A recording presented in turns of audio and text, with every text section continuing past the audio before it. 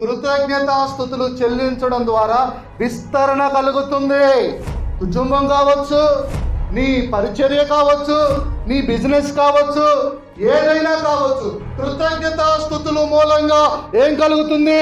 విస్తరణ.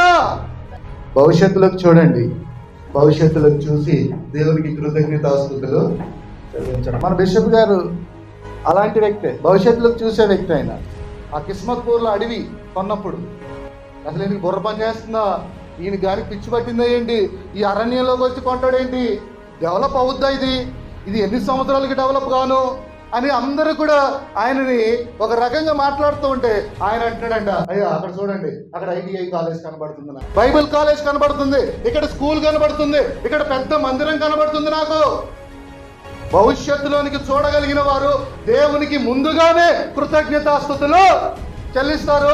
దానిని బట్టి దేవుడు విస్తరణ కలగజేస్తారు. కృంగిపోకూడదు, మనం డిసప్పాయింట్ అయిపోకూడదు.